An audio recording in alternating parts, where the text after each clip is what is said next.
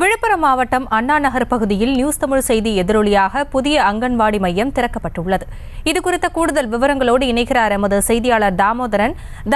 வணக்கம். தற்பொழுது நியூஸ் தமிழ் செய்தியின் எதிரொலியாக புதிய அங்கன்வாடி மையம் திறக்கப்பட்டுள்ளது. பின்னணி என்ன, விவரங்கள் என்ன? வணக்கம் ஆசினி. விழுப்புரம் வி மருதூர் அண்ணா நகர் பகுதியில் அங்கன்வாடி மையம் புதிதாக கட்டப்பட்டு கடந்த 6 மாதங்களாக திறக்கப்படாமல் உள்ளது.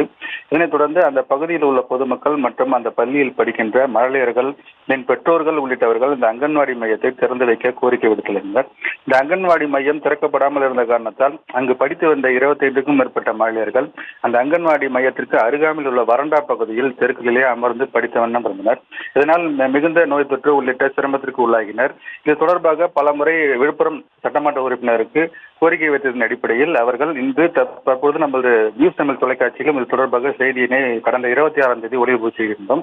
இதனைத் தொடர்ந்து இந்த செய்தி எதிரொலியாக கடந்த 4 நாட்கள் கழித்து இன்று காலை விழுப்புரம் சட்டமன்ற உறுப்பினர் லட்சுமணன் அவர்கள் அவர் குத்துவிளக்கேற்றி இந்த அங்கன்வாடி புதிய கட்டிட மையத்தினை திறந்து வைத்தார். இதைத் தொடர்ந்து அந்த பள்ளியில் படிக்கின்ற மழலையர்களுக்கு இனிப்புகளையும் வழங்கி பாடப்புத்தகங்கள் உள்ளிட்டவைகளை வழங்கினார்.